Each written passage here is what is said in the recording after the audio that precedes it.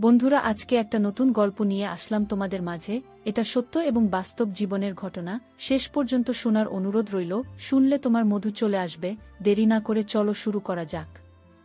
আমি যখন ঘুমের মধ্যে আধঘুম অবস্থায় শুয়েছিলাম, তখন হঠাৎ করে লক্ষ্য করলাম কেউ যেন আমার সাথে খারাপ কিছু করার চেষ্টা করছে। তারপরেও আমি ঘুমের ভান করে পড়ে রইলাম। মনে মনে ভাবতে লাগলাম, দেখি লোকটি আমার সাথে কি করে। একটু পরেই আমি লক্ষ্য করলাম যে লোকটি আমার সবকিছু তুলে নেওয়ার চেষ্টা করছে। আমার কাছ থেকে আমার সম্মান, আমার ইজ্জত কেড়ে নেওয়ার চেষ্টা করছে। আমি ভয়ে হতভম্ব হয়ে গেলাম, কারণ আমার বয়স মাত্র 13 বছর। এছাড়াও রাতের অন্ধকারে আমার সাথে এরকম ধরনের অদ্ভুত আচরণ হচ্ছে। ভয়ে আমার ভিতরটা কেঁপে উঠছিল। যখন লোকটি আমার এখানে তারা একটু ছড়াবে, তখন আমি আর সহ্য করতে না পেরে আমি অনেক কষ্টে তাকে ধাক্কা দিয়ে ফেলে দিয়ে খুব তাড়াতাড়ি লাইটটা অন করি। তারপর লাইট অন করে আমি যা দেখতে পেলাম তাতে আমার প্রায় পায়ের নিচ থেকে মাটি সরে যাওয়ার মতো অবস্থা হলো। বন্ধুরা, গল্পটি অনেক ইন্টারেস্টিং। আশা করি তোমরা পুরো গল্পটি খুব মনোযোগ সহকারে শুনবে। তবে গল্পটি শুরু করার পূর্বে তোমাদের নিকট আমার বিশেষ অনুরোধ, তোমরা অবশ্যই আমার চ্যানেলটি সাবস্ক্রাইব করে আমাকে সাপোর্ট করবে। হ্যালো বন্ধুরা, আমি সুস্মিতা আক্তার সুমি। আমার ডাক নাম সুমি। আমার বাড়ি ফরিদপুর। আমার বর্তমান বয়স 22। আজকে আমি তোমাদেরকে যে গল্পটি বলবো, তখন আমার বয়স ছিল মাত্র 13। ঘটনাটি হয়েছিল বন্ধুরা আমার আপন মামার সাথে, যেখানে আমার মামাই আমার জীবনের সর্বপ্রথম এত বড় সর্বনাশ করেছিল। আমার মামার বাড়ি আমাদের বাড়ি থেকে প্রায় 10 কিলোমিটার দূরে ছিল। গত গ্রীষ্মের ছুটিতে আমি আমার মামার বাড়িতে বেড়াতে গিয়েছিলাম। 15 দিনের জন্য গ্রীষ্মের ছুটি পেয়েছিলাম। খুব মজা করার উদ্দেশ্যে আমি আমার মামার বাড়িতে গিয়েছিলাম। খুব আনন্দ হবে সেখানে, মনে মনে খুব উল্লসিত ছিলাম। আর তাছাড়াও আগেও আমি মামার বাড়িতে যেতাম এবং আমরা মামা মামি আমি এবং আরও অন্যরা সবাই মিলে খুব আনন্দ করতাম। খুব মজা হতো সেখানে। যাই হোক, প্রথম দিন মামার বাড়িতে খুব আনন্দ উল্লাস করে আমি যখন রাতে শুতে যাব, ঠিক সেই মুহূর্তে মামা আমাকে ডাক দিয়ে বলল, মৌসুমী, তোর মা আমি অসুস্থ। কি জানি হয়েছে, সকাল থেকে মাথা নাকি প্রচণ্ড ব্যথা করছে, বিছানা থেকে উঠতে পারছে না। আর মৌসুমী, এদিকে সারাদিন আমি কাজ করে এসেছি, আমার শরীরটা ম্যাজ করছে। গত পরশু আমি কবিরাজের বাড়ি গিয়েছিলাম। কবিরাজ আমাকে এই তেলটা দিয়ে বলল যে প্রতিদিন রাতে ঘুমানোর আগে এই তেলটা দিয়ে ঘুমাবেন। তবে তেলটি যাকে দিয়ে দেবেন তাকে বলবেন অবশ্যই তেলটি যেন প্রথম এসে নাক দিয়ে শুকে নেই। তারপর সে আপনার এখানে তেলটি দিয়ে যাতে খুব ভালোভাবে মালিশ করে দেন।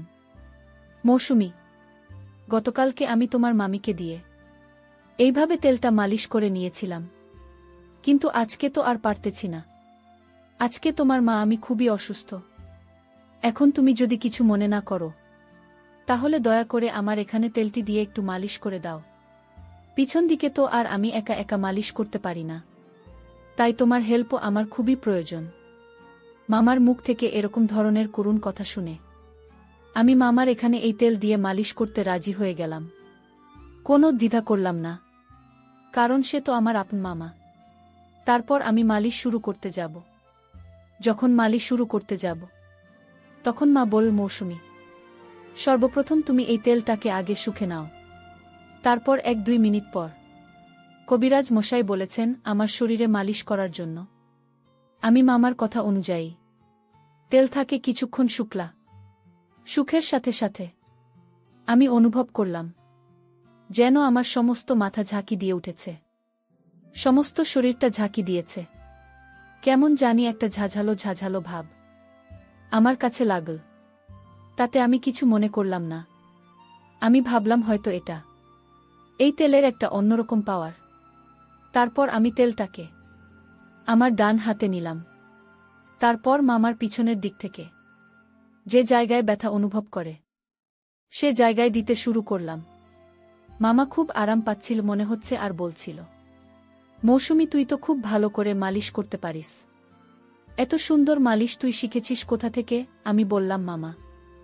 আমার বাবারও এরকম ধরনের ব্যথা করত। ছোটবেলায় আমি বাবাকে এভাবে মালিশ করে দিতাম আর বাবাও খুব আরাম পেতে।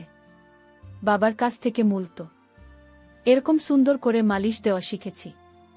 মামা আমার কথা শুনে মুচকি হাসি দিল আর বল, তাই? আচ্ছা ঠিক আছে মা, তাহলে আমাকে একটু ভালো করে মালিশ দাও, আমি তোমার মালিশ পেয়ে খুব আরাম পাচ্ছি। একেবারে চোখে ঘুম চলে আসছে মামার মুখ থেকে এরকম ধরনের প্রশংসা শুনে। আমি খুব আনন্দ পেয়েছিলাম আর মামার এখানে মালিশ দেওয়ার জন্য খুব আগ্রহী হয়ে যাচ্ছিলাম, কারণ মামা আমার খুব প্রশংসা করছিল। বন্ধুরা, তোমাদেরকে একটি কথা বলে রাখি, মেয়েদেরকে কোনো কাজে যদি প্রশংসা করা হয় তাহলে সেই কাজে কিন্তু মেয়েদের আগ্রহ অনেকটা বেড়ে যায়। আমার অবস্থাও ঠিক সেরকমই হয়েছিল। মামার মুখ থেকে প্রশংসা আরও বেশি পাওয়ার জন্য মা আমাকে খুব ভালোভাবে মালিশ দিতে শুরু করলাম। এভাবে আমাকে প্রায় 10-15 মিনিট মালিশ দেওয়ার পর আমার কেমন জানি লাগছিল, মাথাটা কেমন জানি আমার হঠাৎ করে ঘুরে যাচ্ছিল। বুঝতে পারলাম না কি হচ্ছে। মাথাটা 2-3টা চক্কর মেরে উঠতেই আমি মামার এখানে শুয়ে পড়লাম। তারপর আর কি হলো বন্ধুরা, আমার কোনো হুঁশ ছিল না। কিন্তু এটা যে মামার একটা বড় রকমের চক্রান্ত ছিল তা আমি বুঝতে পারি নাই। এই তেলের মধ্যে হয়তো এমন কিছু মিশিয়েছিল যে কারণে 10-15 মিনিট পর আমি এভাবে পড়ে গেলাম। আর সকালে ঘুম থেকে উঠে দেখি আমার সব কিছু এলোমেলো অবস্থায় পড়ে রয়েছে। মনে হচ্ছে কেউ আমার সাথে ভয়ঙ্কর কোনো কিছু করেছে। আর আমার নিম্নাংশের অবস্থা একেবারে খারাপ হয়ে গেছে। আমি বুঝতে পারছি না তখন কি করব। হঠাৎ করে এরকম অবস্থা কি করে হলো? যাই হোক, মামা আমাকে খুব আদর করত, আমাকে খুব ভালোবাসে ছোটবেলা থেকেই। কিন্তু মামাকে তো আমি কখনো সন্দেহ করতে পারি না। সে তো আমার বাবার সমতুল্য। আমার বাবার চাইতেও আমার মামা আমাকে অনেক বেশি আদর করতে। আর সবচেয়ে বড় কথা হলো, আমি যখন মামাকে তেল দিতে গিয়েছিলাম, অর্থাৎ মালিশ করতে গিয়েছিলাম, তখন আমার মনে হচ্ছিল আমি মামাকে মালিশ দিচ্ছি। কিন্তু সকালে ঘুম থেকে উঠে দেখি আমি আমার রুমে শুয়ে আছি, কিন্তু মামা মামার রুমে শুয়ে আছে। সকালে ঘুম থেকে উঠে আমি সঠিকটা আন্দাজ করতে পারছিলাম না, মনে করতে পারছিলাম না রাতে ঘুমানোর পূর্বে আমার সাথে কি হয়েছিল। আমি সেটা ভুলে গিয়েছিলাম। আর তাছাড়া ও আমার বয়স ছিল খুবই কম, মাত্র 13 বছরের মাথায় আমার এত কিছু বোঝার ক্ষমতাও ছিল না। আমার মামার বাড়িতে আমি প্রায় 15 দিন থেকেছিলাম। 15 দিনের মধ্যে আমার সাথে 15 দিনই এরকম ধরনের অনাকাঙ্ক্ষিত ঘটনা ঘটেছে, যা আমি কখনো কল্পনাও করতে পারি নাই। প্রথম দিন তো আমি ভেবেছিলাম হয়তো আমি সেটা কোনো দুঃস্বপ্ন দেখেছি, বা রাতের বেলায় আমার স্বপ্নে কিছু হয়েছে, যে কারণেই আমার এই অবস্থা হয়েছে। কিন্তু দ্বিতীয় দিনেও আমি দেখলাম আমার একই অবস্থা। আর মা আমি আস্তে আস্তে তার শরীর আরও অসুস্থ হয়ে পড়ল। কিন্তু প্রতিদিনই মামা আমাকে দিয়ে এভাবে প্রথমে মালিশ করানোর নামে এই তেল তাকে শুকাতে। তারপর কিছুক্ষণ পরে আমি হুঁশ হারিয়ে ফেলতাম, আর কিছুই বুঝতে পারতাম না। তারপর আমার সাথে অদ্ভুত ধরনের কিছু হতো। আমি সকালে কিছু বলতে পারতাম না, মনে করতে পারতাম না। শুধু এটুকুই বুঝতে পারতাম যে রাতে কেউ আমার সাথে খুব বাজে আচরণ করেছে, তা আমার এলোমেলো অবস্থা দেখে খুব ভালোভাবে বোঝা যাচ্ছে। মামার বাড়িতে বেড়াতে যাওয়ার প্রায় 10 দিন হয়ে গেল। প্রতিদিন আমি এভাবে মামাকে তেল মালিশ করতে যাই। তারপর আমার হুঁশ চলে যায়। তারপর আমার সাথে কি হয় আমি কিছুই বুঝতে পারি না। বিষয়টা নিয়ে আমি খুব চিন্তায় পড়ে গেলাম। কি করা যায়? আর তখন তো আমি খুব ছোট ছিলাম। সকালে প্রতিদিন ঘুম থেকে উঠে দেখি আমার অবস্থা একেবারে খারাপ। আমার সব কিছু এলোমেলো হয়ে আছে। মনে হচ্ছে কেউ আমার সাথে খুব বাজে আচরণ করে। প্রতিদিন কি আমার সাথে এরকম ধরনের বাজে আচরণ করে? আমি কিছুই বুঝতে পারছিলাম না। কি করব ভেবে কোনো কিছু পাচ্ছিলাম না। হঠাৎ করে আমার মাথায় একটি বুদ্ধি আসলো। আজকে আমি দেখব কে আমার সাথে এরকম করে, কার এত বড় দুঃসাহস। আর তাছাড়া মামার বাড়িতে মামিমা মা আর আমি ছাড়া অন্য কেউ তো নাই। তাহলে আমার সাথে কি এরকম আচরণ করে? আমি তো কোনো কিছু ভেবে পাচ্ছিলাম না। আর মামা আমার সাথে এরকম আচরণ করবে তা তো আমি কোনোদিন কল্পনাও করতে পারিনি। চিন্তা করলাম আজকে যেভাবেই হোক এর রহস্য আমাকে খুঁজে বের করতে হবে, জানতে হবে কে আমার সাথে প্রতিদিন এরকম ধরনের আচরণ করে।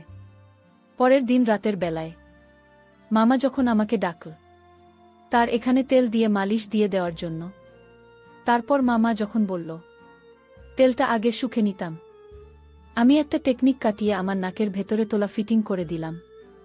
এমনভাবে তোলা লাগিয়েছিলাম যাতে এই ওষুধের যে পাওয়ার, ওষুধের ক্ষমতা, সেটা আমার নাকের ভিতর দিয়ে কখনো আমার ভিতরে না যেতে পারে।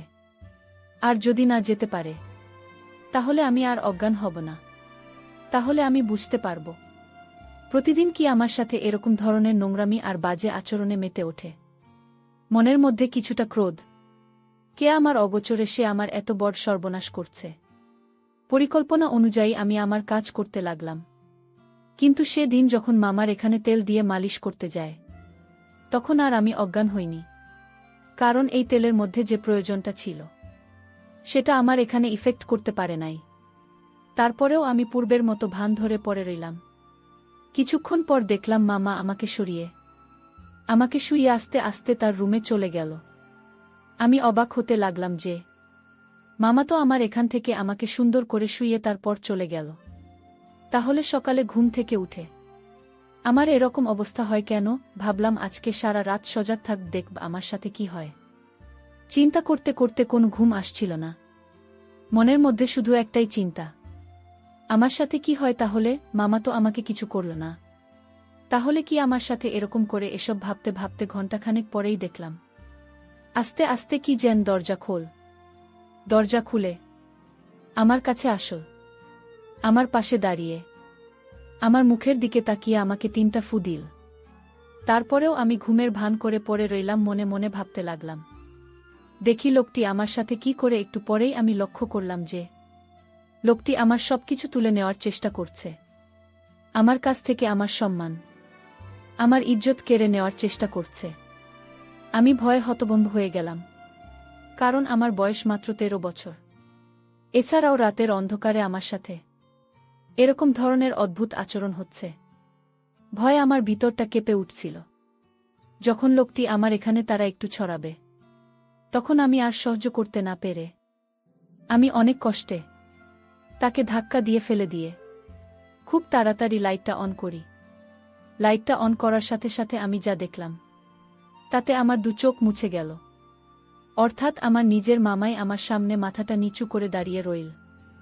আমি রাগে ক্রোধে আমাকে খুব তিরস্কার করতে শুরু করলাম আর খুব দুঃখ প্রকাশ করলাম আর বলতে লাগলাম, মামা তুমি আমার আপন মায়ের ভাই, অথচ তুমি আমার সাথে এই কাজটি করবে তা আমি কল্পনাই করতে পারি না। এই বলে আমি খুব কাঁদতে লাগলাম। তারপর মা মাথাটা নিচু করে আমার এখান থেকে চলে আসলো। সেদিন রাত পেরিয়ে সকাল হলে আমি আমার মামার এখানে গেলাম। মামা আমাকে দেখে খুব হাসি খুশি করছিল। মনে হচ্ছিল না যে সে রাতে আমার সাথে এরকম ধরনের একটা জঘন্য কাজ করে। তার এই আচরণ দেখে আমি অনেকটা হতবাক হয়ে যাই। ভাবলাম আমার মামা এত খারাপ, এত জঘন্য। আস্তে আস্তে আমার মনটা খারাপ হতে লাগল। এক পর্যায়ে আমি মামার সামনে কেঁদে দিলাম। আমার কান্না দেখে মামা খুব বিস্ময়ের সাথে আমাকে জিজ্ঞেস করল, মৌসুমী তোমার কি হয়েছে, তুমি কাঁদছ কেন? মামার এরকম আহ্লাদের কথা শুনে আমার কাছে আরও বিরক্তিকর লাগছে। এক পর্যায়ে আমি মামাকে বলতে বাধ্য হলাম যে মামা তোমার বাহিরে এক রূপ আর ভিতরে আরেক রূপ।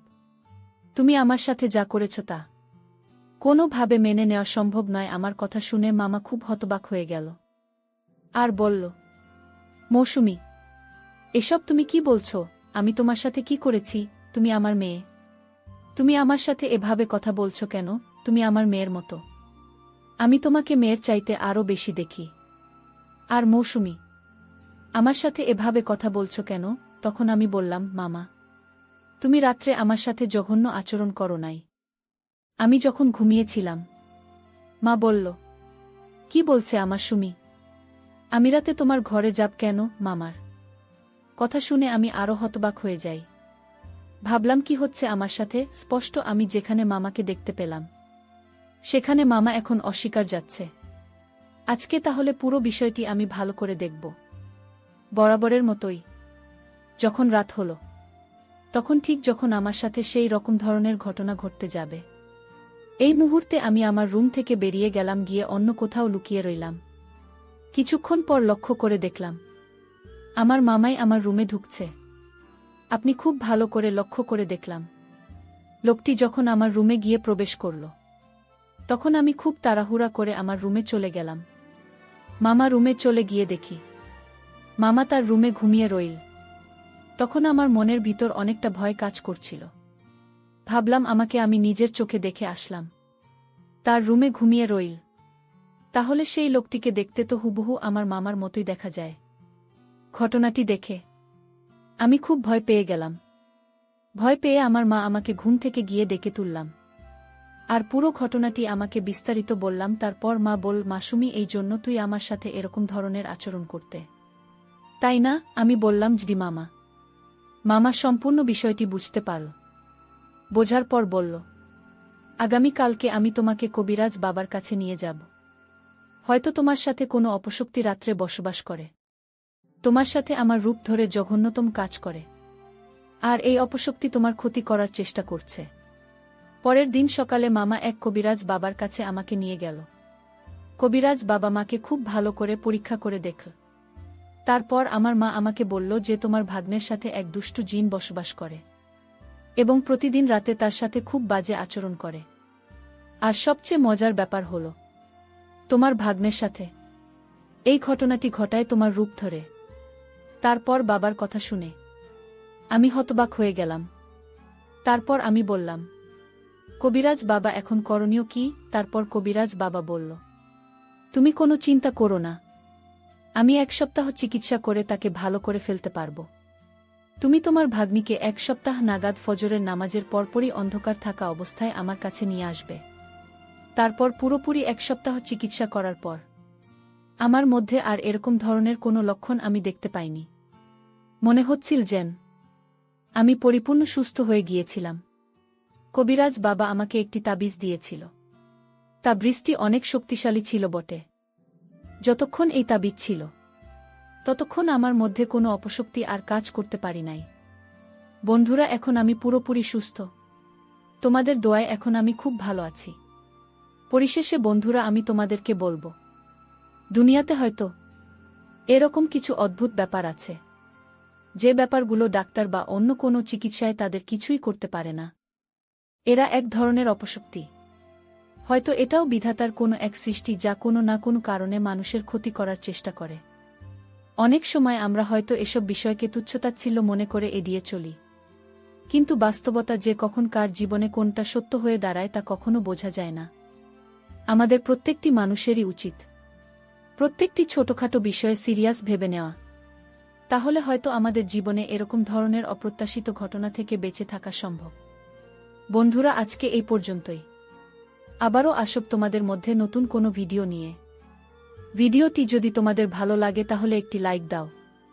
প্রতিদিন আমি তোমাদেরকে একটা করে নতুন গল্প উপহার দিব, তাই তোমাদেরকে অনুরোধ করে বলছি, তোমরা যদি এরকম ধরনের ইন্টারেস্টিং গল্প পেতে চাও, তাহলে দয়া করে আমার চ্যানেলটি সাবস্ক্রাইব করো। পরিশেষে তোমাদের সকলের সুস্বাস্থ্য কামনা করি। ভিডিওটি দেখার জন্য তোমাদের সকলকে অসংখ্য ধন্যবাদ।